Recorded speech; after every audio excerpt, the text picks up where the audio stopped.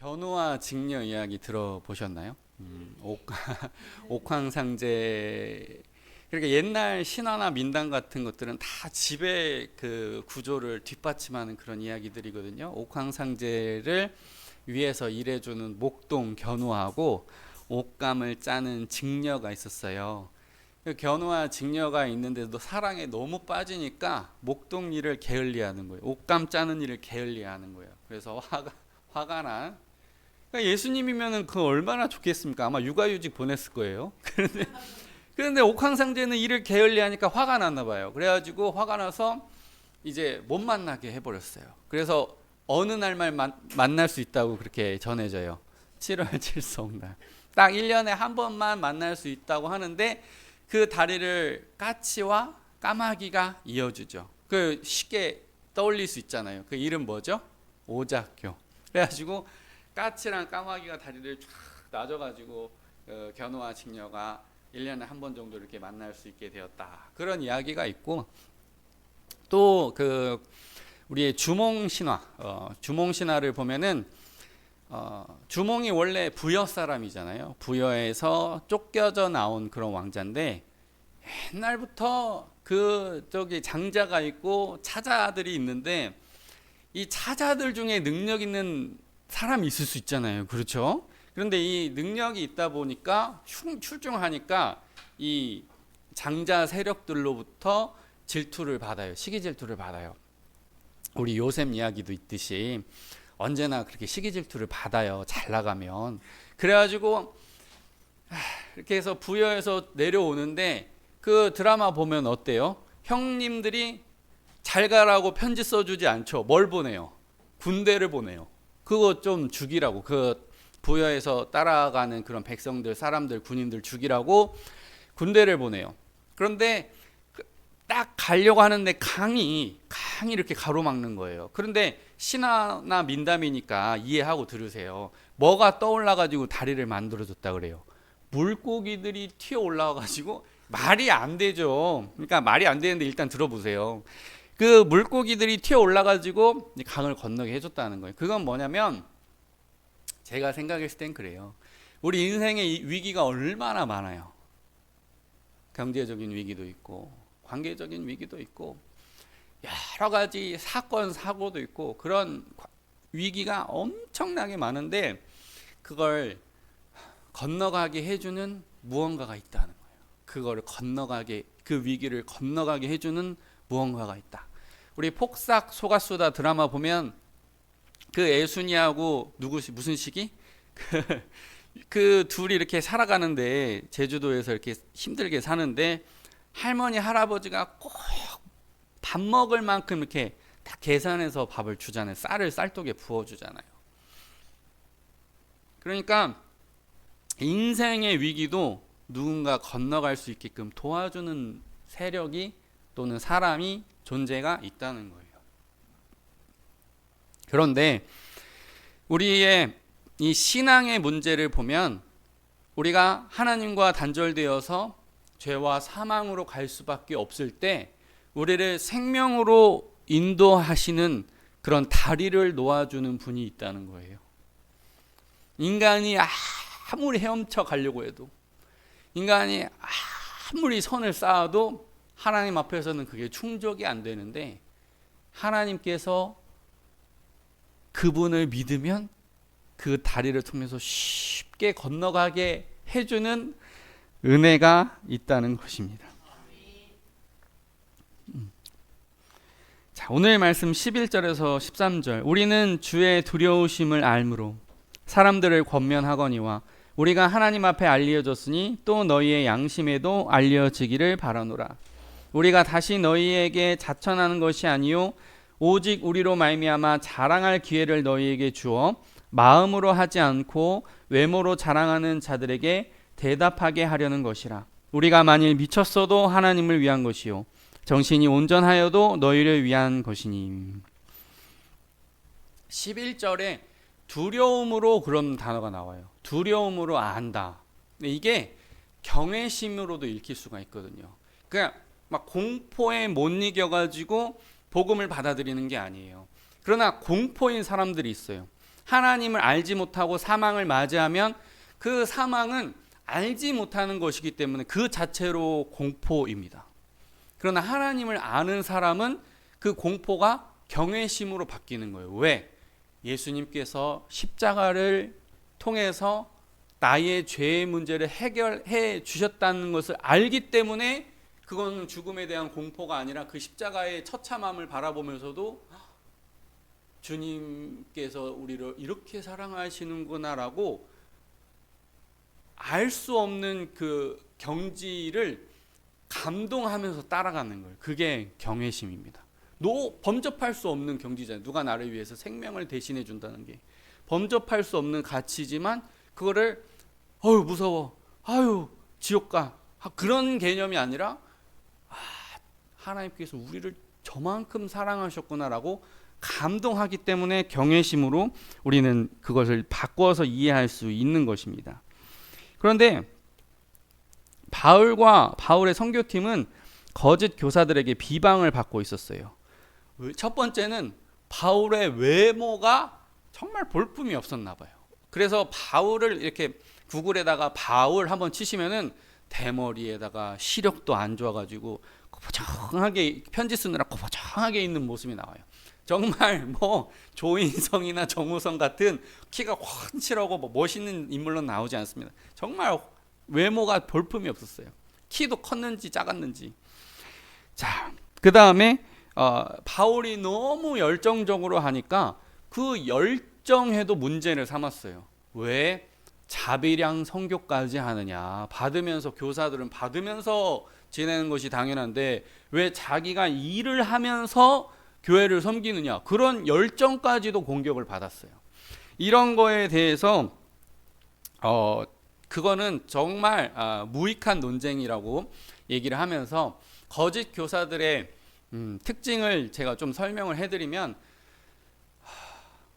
한번 따라 해보시면 좋겠어요. 복음은 두려움으로 찾아오지 않습니다. 그것만 기억하면 이단들의 10가지, 20가지 이상한 공격을 다 쳐낼 수 있어요. 이단은 절대로 복음을 두려움으로 접근합니다. 이거 안 하면 지옥 간다. 14만 4천 명 안에 못 들면 지옥 간다. 이 교주님의 특별한 가르침을 듣지 못하면 너희는 지옥 간다. 유월절을 지키지 않으면 지옥 간다. 내가 짝지어주는 사람이랑 결혼 안 하면 지옥 간다. 다 복음을 두려움으로 접근하는 세력은 다 가짜입니다. 전부 다 가짜예요. 이거 하나만 기억하면 우리는 그 거짓 가르침을 다 빼낼 수가 있어요. 그래서 성경만이 우리에 대한 구원에 대한 올바른 가르침을 주는데 그러면 교회에서 하는 성경 공부랑 이단이 하는 성경 공부랑 결정적으로 뭐가 차이가 나느냐? 이 성경 공부 과정 통과 못하면 지옥 간다라고 하면 다 가짜예요. 그게 어떤 모임이건 어떤 네일 아트로 접근을 했던 뭐 봉사활동으로 접근했던 이 코스를 이수 못하면 지옥 간다라고 가르치는 건 다 가짜고 성경 공부를 하되 이거는 예배는 우리가 하나님께 올려드리는 서비스고 이 성경 공부는 우리의 신앙을 성숙하게 하고 세상의 공격으로부터 우리가 깨닫고 쳐내기 위해서 우리가 신앙 성숙을 위해서 하는 성경 공부다면 그 교회는 다 참된 교회예요. 이 기준을 다 이렇게 기준을 거르는 것이 정말 중요해요. 그래서 바울 선교팀은 성도에게 유익을 주지 무익을 주지 않는다고 말씀하고 있어요. 이어지는 14에서 15절 그리스도의 사랑이 우리를 강권하시는도다. 우리가 생각하건대 한 사람이 모든 사람을 대신하여 죽었은즉 모든 사람이 죽은 것이라. 그가 모든 사람을 대신하여 죽으심은 살아있는 자들로 하여금 다시는 그들 자신을 위하여 살지 않고 오직 그들을 대신하였다가 죽었다가 다시 살아나신 이를 위하여 살게 하려 함이라. 여기서 우리가 주목할 단어는 강권하다입니다. 강권하다. 둘러싼다는 느낌이에요. 어떤 사람이 우리를 둘러싸면 좀 꼼짝 못하는 게 있어요. 어떤 사람이 우리를 둘러싸서 3명, 4명이 계속 똑같은 말을 이렇게 주입하면 그거를 이제 따라가기가 쉬워요. 왜냐하면 계속 듣기 때문에 믿음은 들으면서 난다고 하기 때문에 그렇게 행동하기 좋은데 이 강권이 나쁜 방향으로 강권하면은 그리스도의 말씀이 아니죠. 좋은 방향으로 우리를 강권하시는도다. 주님의 뜻대로 살 수밖에 우리를 강하게 이끌어 가신다고 말씀하고 있어요. 그런데 저는 이런 얘기가 나올 때마다 그냥 삼국지의 이야기가 떠올라요. 제가 자주 드리는 말씀인데 수어지교라는 말 들어보신 적이 있어요? 물과 물고기의 만남. 이게 이제 삼국지에서 나온 고사성어입니다. 왜 그러냐면은 또 삼고초려 유비가 제갈량을 3번이나 찾아갔거든요. 근데 유비는 황족입니다. 그리고 사람들이 좀 따르는 묘한 매력도 있어요. 그런데 전쟁만 하면 지는 거예요. 사람들이 이렇게 따라요. 아, 저분한테 가면 우리를 좀 믿고 맡길 수 있겠다. 저분은 인자롭다. 저분은 자애롭다. 누구처럼 막 학살하는 자가 아니다. 민간인 학살하는 사람이 아니다. 저분이 좀 통치하면은 우리가 좀 살 것 같다. 그런 묘한 매력을 풍기는 게 유비입니다. 근데 전쟁만 하면 지는 거예요. 훌륭한 장군들은 있는데 머리를 쓰는 모사가 없는 거예요. 그래서 한참 고민하다가 저기 시골 마을에 와룡 선생이 있다. 누운 용이라는 뜻이에요.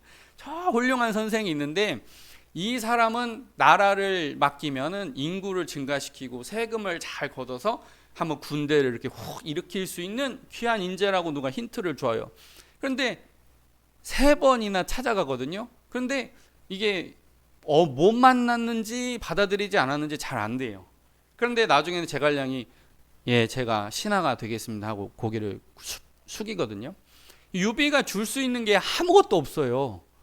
유비는요, 봉급도 줄 수도 없고요, 자기도 줄 수도 없고요, 그 능력에 비하면 아무것도 줄 수 있는 게 없다고요. 나중에 큰 나라 한쪽을 딱 차지하지만은 그것도 사실 제갈량 능력으로 차지했다고 봐도 돼요. 제갈량 아니면 그 정도 통치 수완도 없어요. 그러니까 자기 공을 자기가 받은 거나 마찬가지. 유비가 준 거는 하나도 없어요.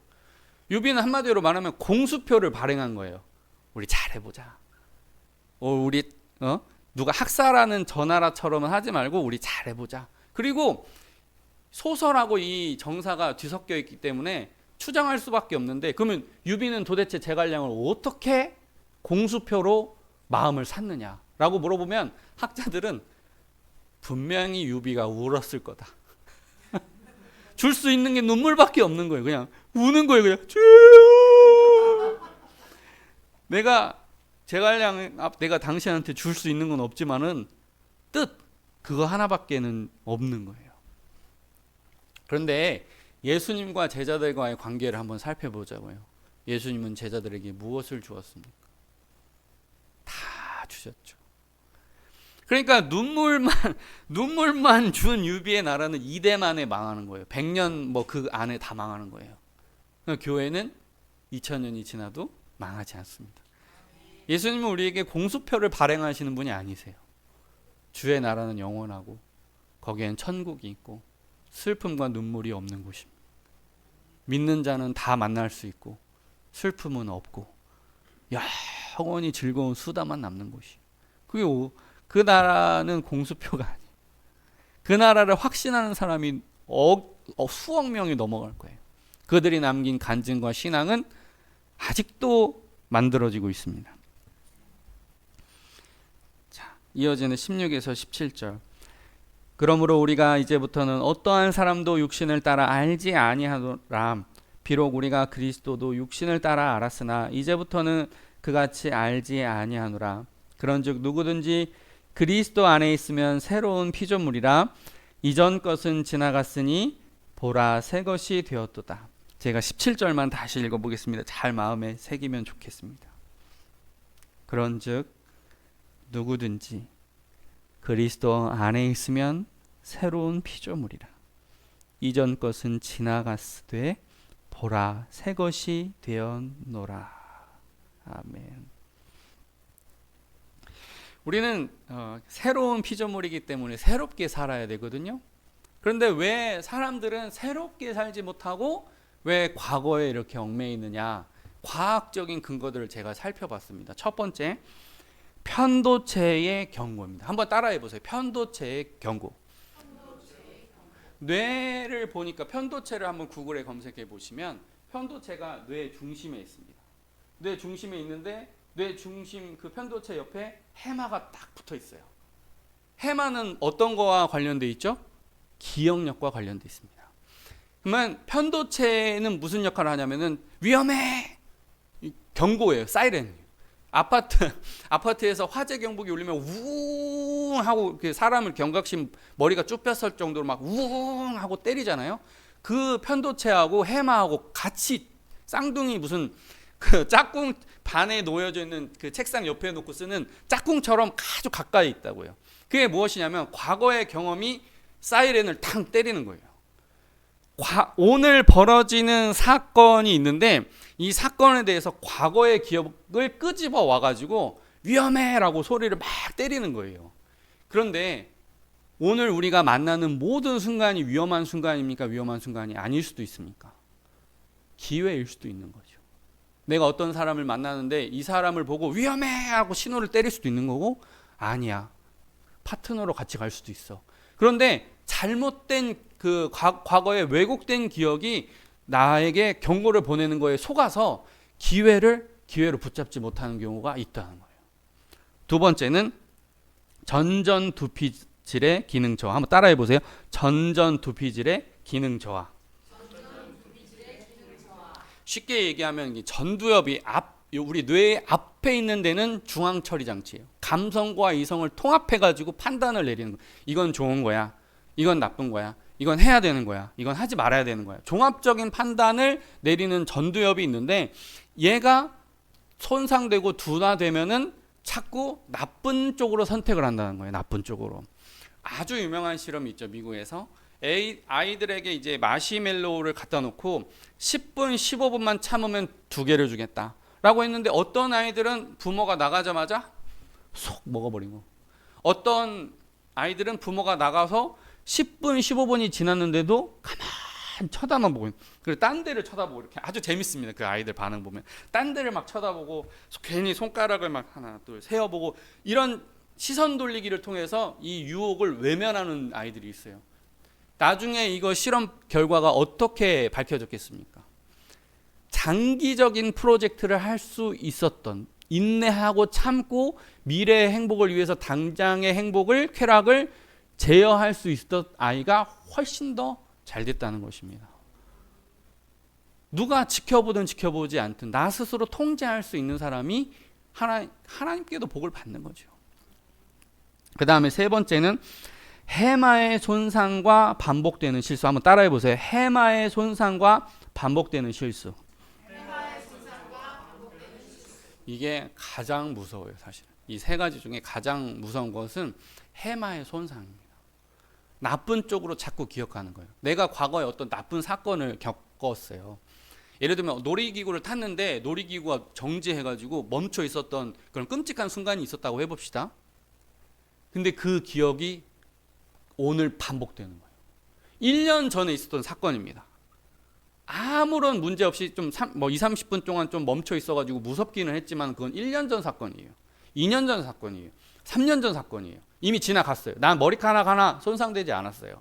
근데 그 기억이 자꾸 떠오르는 거예요. 자꾸. 이거 지워내야 됩니다. 인생에 있어서 엄청난 손해. 그건 지나갔어요. 우리 한번 성경 다시 찾아봅시다. 고린도후서 5장 17절.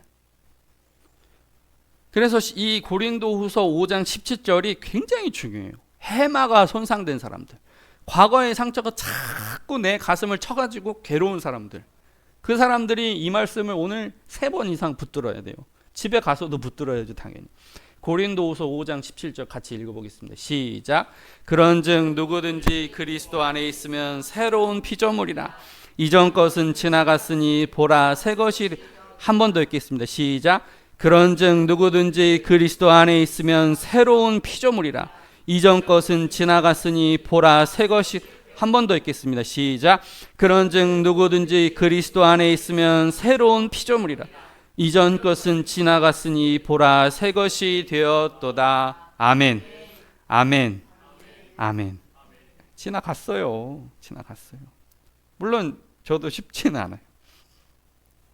쉽지는 않지만 자꾸 털어내려고 연습 많이 해야 돼요. 이어지는 18에서 19절. 모든 것이 하나님께로 났으며 그가 그리스도로 말미암아 우리를 자기와 화목하게 하시고 또 우리에게 화목하게 하는 직분을 주셨으니 곧 하나님께서 그리스도 안에 계시사 세상을 자기와 화목하게 하시며 그들의 죄를 그들에게 돌리지 아니하시고 화목하게 하는 말씀을 우리에게 부탁하셨느니라. 아멘. 화목하게 하셨대요.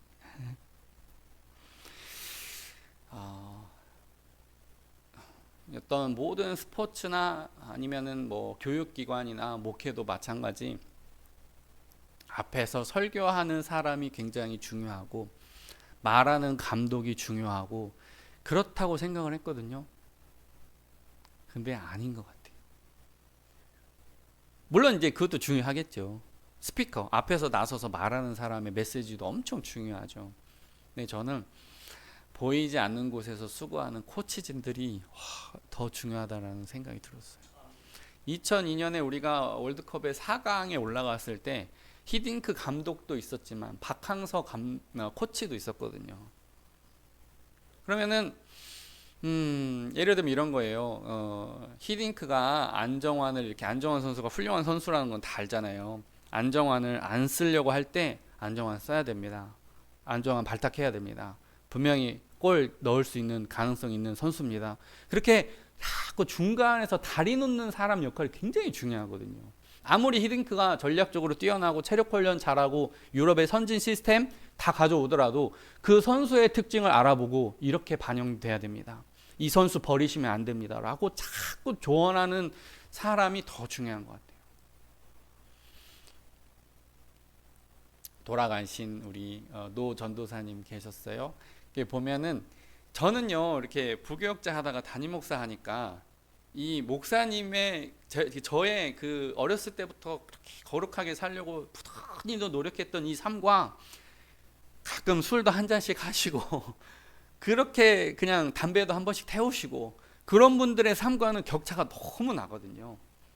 그런데 그 전에 계셨던 노 전도사님은 그거를 잘 하셨던 것 같아요.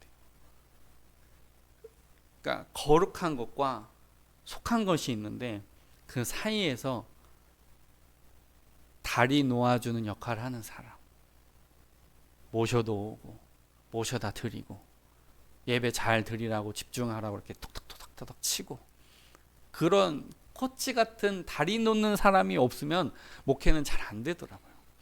스피커도 중요하죠. 그러면 제가 설교 준비를 게을리할까요? 그러지 않거든요. 그럼 제가 선교를 게을리할까요? 그러지 않거든요. 열심히 하는데 목사보다 더 중요한 것이 성도님 중에 특별히 다리 놓아주는 역할을 하시는 분이 목사보다 더 중요하고 거의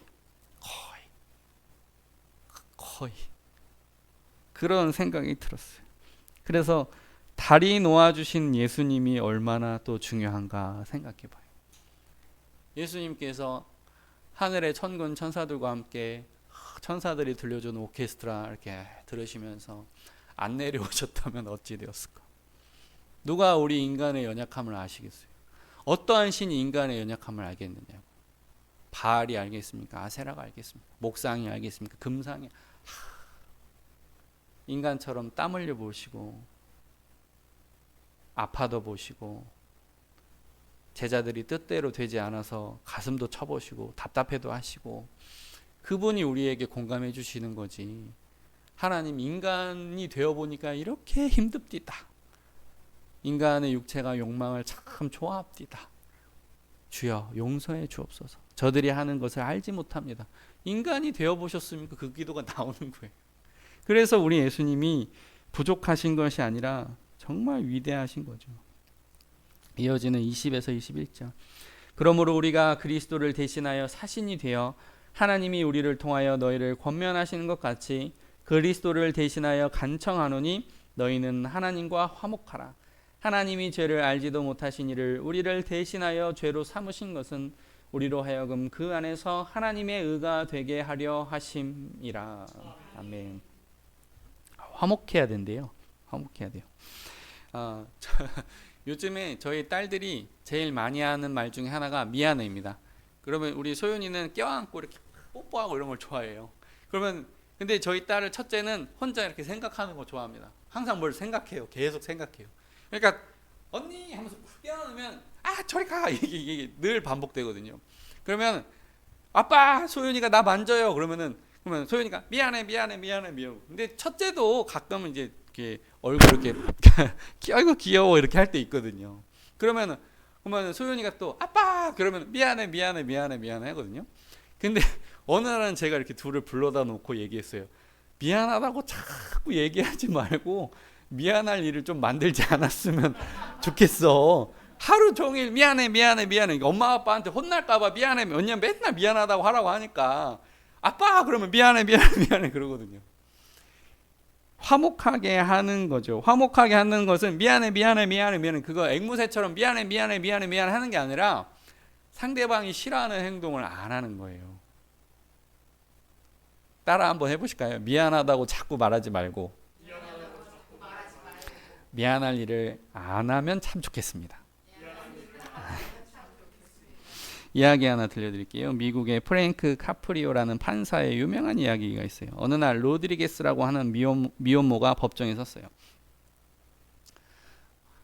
남자친구가 이제 미국은 이제 동거랑 뭐랑 다 있으니까 그냥 감안하고 들으세요. 이제 근데 남자친구가 이렇게 나쁜 일을 한 좀 주먹질을 좀 한 것 같아요. 그러니까 이 아이를 갖고 있는 이 여자친구 로드리게스가 남자친구로부터 도망가려고 자동차를 몰고 휘잉 갔습니다. 근데 350달러짜리 딱지가 딱 끊긴 거예요. 근데 우리나라 돈으로 약 50만 원 정도 된대요. 50만 원 정도 되는 벌금인데 미국에서 살면 벌금 때문에 못 살겠어요. 50만 원짜리 딱지가 날라왔는데 안 내니까 법정까지 가게 된 거예요. 그래서 판사가 너 이거 왜 안 내냐? 너 이거 법 위반했다. 그러니까 제가 사실은 여차저차해서 나쁜 남자친구로부터 도망치느라고 제가 어쩔 수 없이 딱지를 끊었는데 이 50달러는 저에게서 이 딸의 생명을 해칠 수도 있는 돈입니다. 기저귀 갈아야 되고 분유 먹여야 되고 50달러를 내면 이 딸아이 죽을 수도 있습니다. 저는 이 생명값 50달러가 생명값이기 때문에 저는 안 내는 게 아니라 못 냅니다. 재파가 알았다. 그리고 유죄 땅땅땅 쳤습니다. 여기까지만 보면 법이 이럴 수가 있나 그런 생각 들지 않아요? 사정이 딱하잖아요. 그런데 이 판사가 참 감동적인 것이 이 유죄 땅땅땅 치더니 이제 재판이 끝났잖아요. 재판복을 딱 벗더니 나는 판사로서는 당신을 유죄로 처리할 수밖에 없지만은 가난한 사람을 도와주라고 한 우리 후원자들에 대한 후원금을 지불할 의무가 있는 나는 대표자다. 350달러를 그 자리에서 봉투에서 꺼내가지고 350달러를 딱 넣습니다.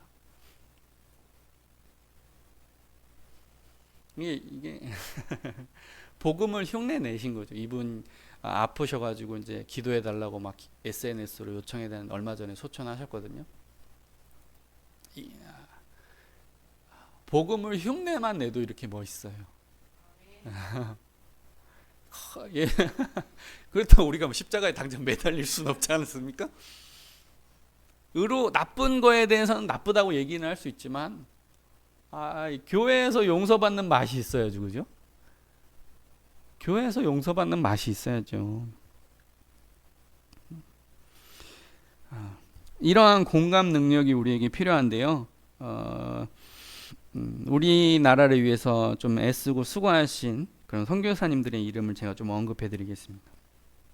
언더우드, 아펜젤러, 로제타 셔우드홀, 윌리엄 제임스 홀, 존 로스, 메리 레이번 전킨, 유진 벨. 이분들은 우리나라를 위해서 학교를 세우시고 병원을 세우시고 그런 일들을 많이 하셨습니다. 그리고 한글 번역 성경을 많이 편찬을 하시고 이분들이 간호사랑 의사들을 자꾸 배출을 했어요. 요즘 뭐 그런 거 아시죠? 우리나라 중국 사람들, 일본 사람, 전 세계 사람들 와가지고 우리나라 의료 혜택 받고 돌아가는 걸로 그런 일들을 하셨습니다. 이런 분들을 보면 다리 놓는 사람들의 역할을 하신 거거든요. 복음을 위해서. 그래서 마지막에는 우리가 하나님 나라를 위해서 헌신해야 됩니다라는 것이 결론인데, 참 이런 걸 성도님들 앞에 설교하기가 참 죄송스럽습니다. 왜냐하면 요즘은 너무나 고령화의 시대고, 자기 미래를 위해서 어느 정도 노후 준비도 해야 되고 그런 시기이기 때문에 똑같이 헌신하십시오 라고 말씀드리기가 참 죄송하지만, 우리가 가능한 대로, 또 하나님께서 채워주시는 대로 마음에 자원하여서 낼 수 있는 만큼, 또 봉사할 수 있는 만큼 하셔서 부족하지만 하나님 나라를 함께 세워 나가시기를 주님의 이름으로 축복합니다. 네, 기도하겠습니다.